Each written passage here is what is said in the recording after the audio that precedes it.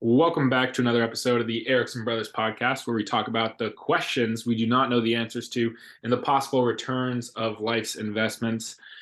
I'm here with your co-host, Matt Erickson. My name is Jeff Erickson, and a couple subjects we talk about on this podcast are our faith, our family, our fitness, our finances, and our fun. And we're here. We haven't done one for a little bit, but we're staying consistent, and we've had a busy couple weeks. Matt, we've had a busy couple weeks. But first off, man, how you been? How you doing? Good. We'll get into it. But I was thinking today, my body looks and feels like a bowl of melted ice cream. So I feel like I have not been working out, and my body's starting to look like it. Yeah, So you got some muffin tops. I can see a little drooping in the pectorals, but no, that's just I'm still strong there, flexing them for you. thanks. Yeah, but I just been crazy life events, and yeah, so I haven't been working out, but I feel good, I guess. Other Good, than that, yeah. good to hear. And we are back. We are back in our respective residencies. But 2 weeks ago, we had a couple crazy events that came up. Matt, do you want to share where you were at when you got a phone call?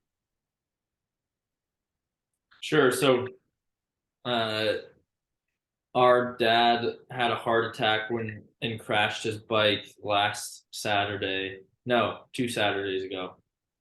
And um so that was last Saturday. At the time, I was at the Belmont Stakes watching horses race, and then I pretty much got the next flight out, which was Sunday morning, and and then I was in Colorado for the past 12 days and got back Friday, and just helping our dad recover, be there for him, be there for our mom, other family members.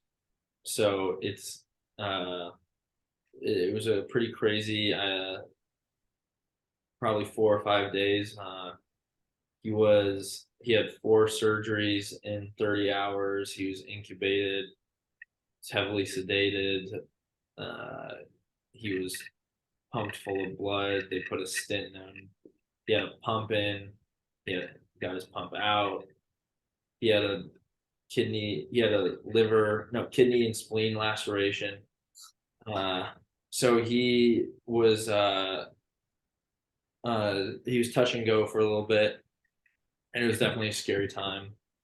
And the difference between last Saturday night and this Saturday night for him has been pretty much close to 180, from going to in and out of cardiac, or he had a cardiac arrest while he was on his bike 2 weeks ago, and now he's walking around and he's weak and he's on oxygen and he's got a walker, but he's alive. So a lot, it kind of it threw a lot of people for a loop, and definitely unexpected. He is very healthy. They don't know the cause of the heart attack. Um, so it was a lot to process in a short time, and you kind of just gotta respond and realize that a lot is called from you as a as a son and as a member of the family. When things happen, you get the call and you show up. um so it was a pretty scary time, but he's doing a lot better. I'm glad Jeff and I were both able to go down to Colorado and see him, support him, support our mom, and yeah, just a crazy thing that happened. Yeah, yeah. I mean, one of the worst calls you could probably get. Um, And like I was on the golf course at a bachelor party in Wisconsin. So Matt and I were all over the place, and got a call from my mom, and I picked it up, and like I could hear it in her voice, and I just knew something was wrong. And she just said, "There's been an emergency. Do you want me to tell you now, or do you want to wait?" And I said, "Tell me now what's going on." And she let me know that dad had a heart attack when he was biking, as Matt mentioned. And um, reflecting on this whole incident, God is very good, and I've gained more faith in God through this whole event. There was a firefighter that saw our dad fall off the bike, and Just driving in a car. and He's just this firefighter was just off duty driving his car, saw our dad crash. He pulled the car over, started doing CPR immediately. the dude was CPR certified too, Mhm, which that probably alone probably saved his life. mhm, There's paramedics like just minutes away because there's a race that was going on, and yeah, mhm. God definitely put those people there at that very time to save his life, and I'm very grateful for that. Uh, Honestly, Sunday morning, I was kind of emotionally preparing myself to hear the news that it just wasn't going well. Saturday night sucked. Saturday night just wasn't great because all of our family was just kind of calling us and everything and letting us know, and it just like the updates just weren't good. It's critical condition, and um, as to say, when he started recovering, when we started getting better, and when we were starting to able to talk to him and communicate with him, and once we realized he was basically his personality was back and his brain functions back and Mhm. majority of his physical functions were back. I mean, I think yeah, I'm very grateful for how his recovery has been going. Yeah, yeah, it was good to see the first glimpse of his personality back. Even he doesn't even remember it. He doesn't remember pretty much 4 days of his life. In the first 4 days in the hospital, he doesn't remember the crash. He doesn't remember anything up to the crash. But that Monday or Tuesday, um, I think I forget exactly when they took the incubator out, and he's still sedated, but he's finally able to talk, and he said very weakly that he wanted water, and he just kept on repeating water, water, water. And the nurses and doctors like, no, we can't give you water. We don't know if you can swallow. We don't. There's just so many unknowns that we just can't give you water right now. And in his state, he said he you could tell he was processing it. And he's like, oh, no water. I'm like, okay. And then he goes, okay, anything but Bud Light. Anything but Bud Light. And the nurse looks at me and looks back at my dad and goes, anything but Bud Light? And I go, yes, you heard that correctly. My dad would like anything but a Bud Light right now. And as soon as she realizes what he was saying and why he was saying it, she just shakes her head and walks away. and so it's just my dad and I. I was just standing over his bedside at the hospital at the time, and I go, Dad, that was actually pretty funny. And he looks at me and he can like barely open his eyes and he's still weak and he just smiles and nods. He goes, so it was That's uh awesome. that was like the first time I kind of knew he was gonna be uh okay, that he was making jokes. But yeah, it was a lot of things happened over the past 2 weeks that, like Jeff was mentioning, it's good to see just God's provision over the entire thing, from where he crashed, when he crashed, um, who was there, the support that he got, and just the recovery he made in the while he was in surgeries, and his ability to stay alive in surgeries and in critical condition, and then since recovering, it's the doctors have said it's been miraculous, and it's due to a lot of factors: his physical health going into it, the good doctors, the experts in their specific field. There's been, while he's in the hospital, there's probably a nurse at his bedside most of the time, if not two, and then different specialists coming in and out constantly, whether it's the heart surgeon, the trauma surgeon, the brain doctor, the lung doctor, just crazy. So the team that was involved in keeping our dad alive for the past 2 weeks has been incredible. But all that to say, I think that it's the power of prayer has been shown in this time as well, and just uh all the random things random that went right over the past 2 weeks, and even before that, to when he crashed, where he crashed. It's just no denying that there's that the power of prayer is real, God is real. Just all not alone that the first person to see him crash was a firefighter certified in CPR. Like, that alone is, I don't know how many firefighters are in Boulder of 100,000 people. Let's say there's 100.1% chance, and he was on a 5-hour bike ride, and for a short section he intersected with an Ironman race course. We'll call that another 1 in 1,000 chance, 1 in 10,000 chance, and just crazy stuff where if it all didn't line up, he's probably dead.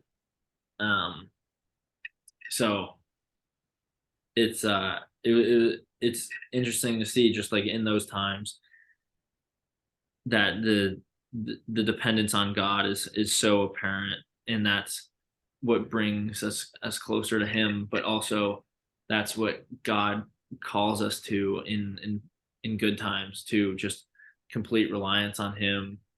That's why He calls us to give generously and love radically and be a light in the world, and all that. It's just so much more apparent when things are at the end, that it really leads you to believe like this is how you should live in all times, like in prayer, constantly relying on God, because without it you'd have no chance of surviving, no chance. So yeah well, action-packed couple weeks, and a lot of family came in and supported him, and we had a lot of people from church and from really all aspects of his life. A lot of people were reaching out for ways they could help and ways they could support us. So it was just good to be reminded that our family is very loved and supported, and we have a lot of people that were willing to help and willing to step up. But as to say, we haven't done a podcast in two weeks. Actually, probably more like 3 weeks or a month, with just everything going on. But we're back at it and ready to go. I think the last one we did was after the Boulder, right? Yeah, I guess that was Memorial Day. So yeah, and we would have talked about it after Memorial Day, so it's probably been 3 weeks. Yeah. I remember talking about Boulder. So a lot has happened, but it's good to be back into a normal routine. So I guess that normal routine really hasn't started for me yet. I haven't worked at all the past 2 weeks, and that's just another thing that's been a blessing, is that just like my work has allowed me to just like completely focus on family and dive into that. And I think the 12 days I was there, it was like I was cared for by my work family too, and that was good to see that they care about you, and they care about me, and they want me to be present when things mattered more. So Yeah. yeah. Awesome. Mhm. Awesome. Um, Jumping in, topic number two. I know we've both been going through some good books. And to kind of switch gears here, uh, what has been one thing that has been a perspective change for you out of one of the books that you've been reading? Hmm. Good perspective change. I think the book that I just finished was How to Break the Habit of Being Yourself, uh, written by Dr. Joe Dispenza, and he talked about he talked about the importance of meditation and what really happens and what chemically goes on in the brain when you meditate, and the ability that you have, that your mind, your body, your soul have to transform as a person through the power of meditation. So the when you get into this meditative state, your brain waves actually slow down to an alpha. They call it alpha wave, and during this time you're in a subconscious state. Pretty much, you've accessed the subconscious part of your mind, and in this state you're outside of, you're not really connected to time and space. You're just kind of truly yourself and just in thought. And when you're in this alpha wave state, or this meditative state, you have the ability to change. You have the ability to think in this subconscious state, and then you have the ability to translate what you think into uh, into memories and into future actions. So the Dispenza went through the three parts of the brain: thinking, doing, and being.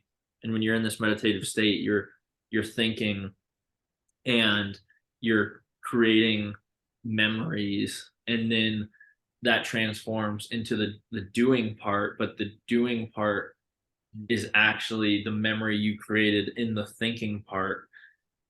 And then from thinking to doing, then doing to being, you can become you become someone that does actions of that someone. That makes sense. And in meditation, you can actually jump the bridge. You can skip the step of doing to just go from thinking to being. And how he said how that can change the way you react in certain situations. It can change the way you think, and it can change the way uh, you respond. And it's all through the power of meditation. And I connected it to prayer in a sense, because the practices of meditation, he said, is just like finding like a dark spot when you're not going to be stimulated by anything. You're not going to have a lot of external forces going on, and you're just going to be able to think and access the deeper parts of your mind. And it made me think about when Jesus went to pray. He always went to a mountaintop. He always went to go by himself. And I think that is just so intentional that the Bible says that, because that in order to be more in touch with God and more in touch with yourself and listening to God, you need to actually slow down and kind of remove yourself from the the people or the wind or the rain and birds, or and just be.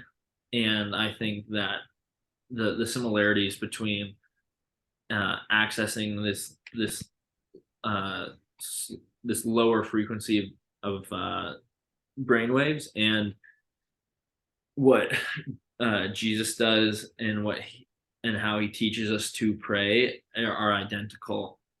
And it's so interesting when science is able to explain faith and and how and that can actually strengthen our faith. And it gives me a lot of reason to be like, okay, like when I do pray now, like I'm truly trying to like block out the world, block out how I'm feeling or what I'm doing, and just be present in the moment and communicate with God. So that's a lot. But that was my main takeaway from this book. In terms of like something that could be applicable, kind of what I'm hearing you say is like, let's say someone wants to be able to be somebody else. They want to be a better athlete. They want to have a promotion in their job. They want to be in a better relationship. Through visualization and like first conceiving it in your mind, you can start to be that person in your mind, and then like you start to change into that person over time. Is I that kind of think I think it's more the and the book goes into this, but in a quick synopsis, the ability he laid out the first like few chapters of the book. He just like laid the foundation for like the how everything in this world is just practically energy, and we're all connected by energy. Because if you were really to take a microscope and zoom in on a molecule, zoom in on an atom, and zoom in even within that, 99.9999% of the electron cloud in an atom is just empty space, and 99.999% of it is just the energy that it takes up. So he laid out this thesis that if you can get your body in, if you can get your mind and body and soul in sync of sending out consistent energy, then the universe actually responds with this energy and this wavelength.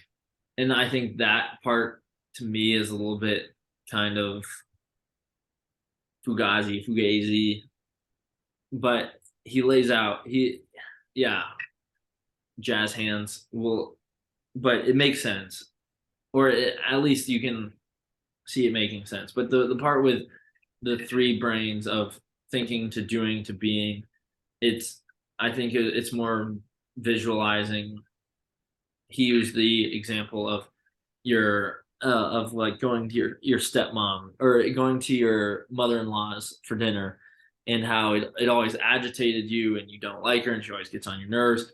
And then in the thinking stage, you can start to train your mind to respond differently uh, in uh, in those situations in the future. And then you can directly translate the doing stage, and you don't actually have to respond. You don't actually have to practice responding differently to your mother-in-law, because in the thinking stage, the translation from the thinking stage to the doing stage, you can actually access the memory of the thought you had, and the brain doesn't know the difference between it being a thought and it being an actual memory. And the translation from doing to being is when you become the person that acts differently around the mother-in-law, and you access through the meditation, you can access the ability to become someone different and respond differently and act differently and talk differently. And this doing piece that usually would require reps, your reps are actually the thinking, and you don't, and the memory you have usually you get from the doing, you actually get from the memory you have is from the thinking. And that's how you can just straightly do get into the being part. So You can get like muscle memory through visualization. yes, exactly, muscle memory through visualization. And when you're in this like being state, and you think about, oh, how did I respond last time, and you actually, your brain doesn't know whether you responded like that in the visualization, or you responded like that in the actual present, like, or actual past. The brain doesn't know. It just has, you now have this new identity that you've accessed through this this three brain stage Mhm. way. Some, I don't know exactly what he called it, but Yeah, no, it's cool. Dr. Joe Dispenza is cool. One thing you mentioned earlier is about the subconscious part of your mind. And I remember Mhm. from the book how he talked about how your body is actually your subconscious mind. And he talks about like if you're like hunched over and like your shoulders are down and you're like kind of hunched over in your chair, right? You're going to be more anxious, you're going to be more depressed, you're going to have more negative thoughts just by the way your body is acting.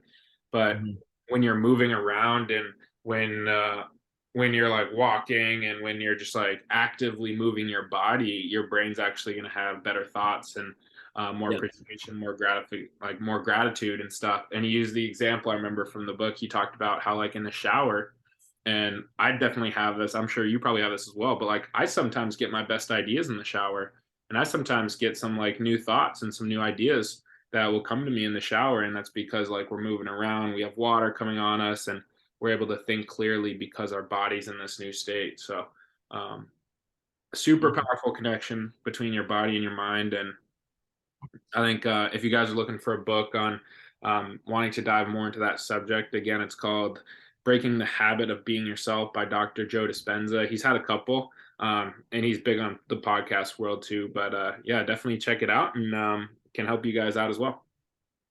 Yeah, one thing with the body stature thing, I forget where I was reading this, but they did this study with chimpanzees in a zoo, and they were uh, testing testosterone levels of the different chimpanzees, and they were trying to find who the alpha chimp was and who had the most testosterone.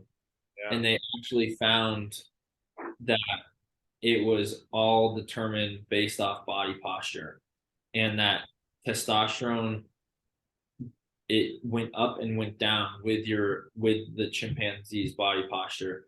So they found that the chimpanzee with the most testosterone, or I don't know if it was testosterone or some other chemical or something like that. I think it was testosterone. But they found that the chimpanzee with the most testosterone was the one who had his like shoulders back, shoulders down, open posture, chin up, like things like that that we talk about as kids as like being important, but don't actually realize why they're so important. Mhm. And congruently, they saw that the chimpanzees with the shoulders that were hunched over and their head down, they had the low levels of testosterone, and the only difference they noticed was the posture in the chimpanzees. So it's another like That's crazy, so cool. That's so fascinating. yeah, it was just a crazy study that they had. Well, it's And like you can speak into existence things like whatever your self-talk is starts to come to fruition, right? If you have high confidence and if you have high belief in yourself, then you're going to start walking a certain way, which is going to produce the chemicals in your brain where you're going to act a certain way and you're going to be somebody else. But if your yeah, self-talk isn't good and you're like, oh, I don't know if I'm the best person, I don't know if I'm the best salesman at my company, I don't know if I'm going to be the best pitcher on my team, I don't know if I'm going to be the best at whatever, right? Then your confidence is going to go down. And because of that, you're going to act in a different way and you're going to be a different person, right? So it all comes back to like how you're reinforcing these thoughts in your head. Uh, yeah, such an interesting yeah, conversation. yeah. That's interesting because I look at it more like, okay, you can have that the self-talk reinforces the action, but I look at it more as the action reinforces the self-talk. It's it and I'm sure that there's some like chicken and the egg here, Yeah. but it to me it seems like sometimes I don't know if the right phrase is fake it till you make it, but that might be just important too. Is like, okay, I'm gonna act the best, and it kind of looks like dress for the job you want, not the job you have. Like fake it till you make it. All those things where you act like the person you want to become, then then the person you want to become, like you start having those thoughts, and it's the actions that lead to the thoughts because and the way I think about it is that actions are a lot more action like easier to control and Yeah. uh, than sometimes your thoughts, but like again they go hand in hand. It's chicken and the egg. Like obviously sometimes you need to have the thoughts in order to act, but it's just interesting how when you're intentional with your thoughts and your actions, the reinforcing cycle that they have on each other actually makes a difference. And we and it's proven in science, and it was talked about in this book, uh, and it's a lot of people can shake it off as not it's easily written off as uh, something that doesn't really exist, but the actions definitely do. The actions and thoughts reinforce each other, and it leads to better outcomes. This is like one of my favorite conversations. I love being able to talk about like human behavior and like optimizing performance and stuff like this. Really cool conversation. Um, anyway, moving on here and kind of wrapping things up for today. We want to give updates on how we've been investing our time and how we've been investing our money.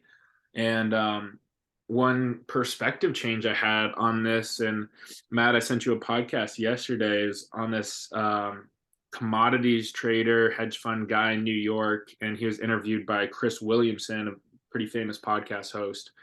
And they were just talking about really life. And I really enjoyed the conversation. And he talked about consumption smoothing, especially in your 20s, and keeping that in mind. And that's something we've talked about on this podcast, that Matt kind of introduced that topic to me for the first time. But one thing in regards to consumption smoothing that's helped my perspective on investing is he goes, saving money for a later date is just borrowing money from your poorer self to give to your richer self. Yeah. That's stupid. Yeah. And I was like, wow. I was like, that's so fascinating. Cause like I'm at a period of my life where I'm like working 6 days a week at the office, like cutting down all costs, like not buying any new clothes, like limiting the amount of variations in my food just to keep everything efficient, keep my costs down, trying to save as lot of money as possible. And at the end of the day, like I'm taking money from my poorer self, which is myself right now, and Uh-huh. giving money to my richer self, which is myself in a year, 2 years, 3 years down the road. And Or I'm like, even 10, 20, 30 years. 20, 30, 40 years. Yeah. Exactly. And it's Yeah. just like, if you look at it from that perspective, it's just like, it's stupid. Which goes into consumption smoothing, which goes into making sure that you're not missing out on experiences that are meant for this time period. And that's a whole other conversation. I think we could dive into that for at least an hour. But that was one perspective change I've had on investing. And one thing I think I'm going to not be so strict on myself when it comes to saving money, because I think experiences and I think being able to enjoy whatever that means for me, being able to enjoy the money that I have now because I know I'll be able to have it later. So Yeah. that's what I got to say. And I'll pass the ball off to your court and let you kind of wrap it up. Yeah. Yeah. I've talked about this a little bit already. So, um, yeah, another way to look at it is like when you're 30 and you have $100 in your pocket, that $100 does not care whether you made it at age 29 or at age 22. Like if you got the $100 in your pocket, it's the $100 is not going to be worth more if if you saved it for 5 years and cut it back, or if you just decided to earn it the day before and then put it in your pocket. All else equal, obviously there are other circumstances going on, but like the dollars that you have in your pocket are not tied to a savings rate or an investment rate. They are tied to the value that they are, and that's it. It yeah, you don't get an extra 10 cents if you've been saving that dollar a year. I mean, you might get an extra 10 cents from investing it, but you don't get it. You don't get a stamp on the dollar if you say, "Wow, Matt, great job saving it when you're 24. You're 25 now. Like this dollar is now so much worth more." Like, no, that's not really how it works. So it just goes to show this, like, if we could translate that into like maximizing experiences, but also maximizing the money we have and letting it work for us now, like being a little bit more aggressive with how you invest it, being a little bit more aggressive with how you spend it too. And it's because it's not going to do anything just sitting in a savings account or a checking account. So you might as well just try and find that investment opportunity, start that business, and get after it. Because there's the enemy that I see over the main the broader conversation topic is just waiting to have the experiences, waiting to spend the money, waiting to invest the money. It's like, no, like you need to do now. You need, like, and obviously we're not talking absolutes here, but we're talking about live your life now, invest your money now, take those chances, because putting it under the pillow for another time just so you can say, congrats, Matt, I saved 30% of my income in 2023. Like, I might feel a little bit better, but that doesn't get me anything extra. So I think that the moral of the story here is just take action. Take action with everything you have. Like, and that includes take action with your money, whether that be intentional about what it is that you're spending money on.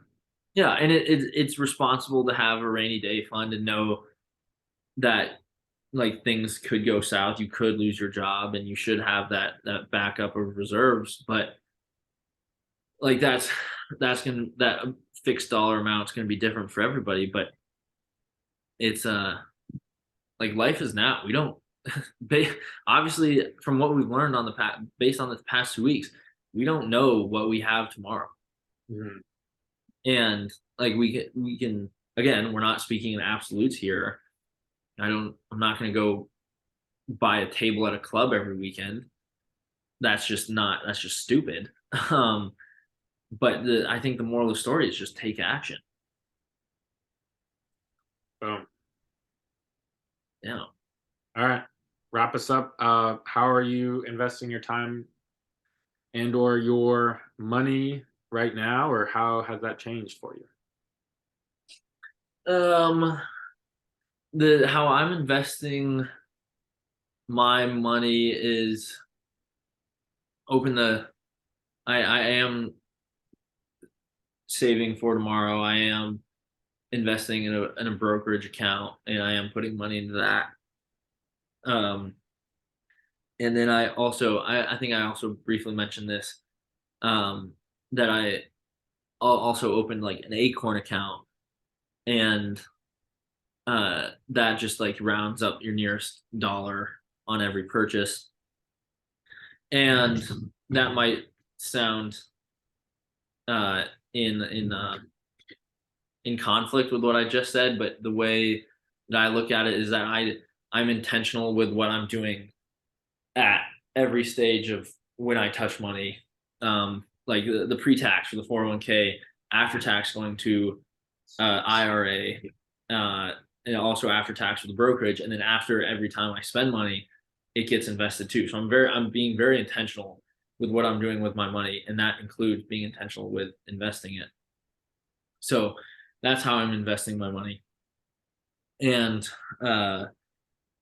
then there's how I'm investing my time. I haven't worked the past 2 weeks, and I've been very grateful that I've been able to focus. But I've really missed uh, learning, and I haven't become a better banker in the past 2 weeks. We addressed the family thing, but like things went on hold for work. So I'm looking forward to getting back and just being able to focus and uphold the obligation I have to the people at my work, and uphold the obligation I have to myself to learn and do better, and be a part of something pretty cool here. So, what about you, Jeff? Yeah, yeah. Well, kind of get back in the swing of everything with work as well. Um, Looks like I'm so close to a promotion. I'm like a week or 2 weeks away. Actually I had a great 2 weeks of productivity, even though I didn't do too many appointments. Was able to match up a lot of stuff, and had a lot of business close when I was in Colorado that I wasn't a part of, which is just great and something I love about the business. But really close to a promotion, so pretty excited for that, and hoping that's going to be in the next couple weeks. And yeah, but pretty fired up and ready to get after it. Good, good. Sweet, sweet, sweet. Well, that just about does it for this episode of Erickson Brothers Podcast. Closing up our Sunday afternoon with you guys. Always a pleasure, and we'll chat next week. Yeah, we'll get back to it every week.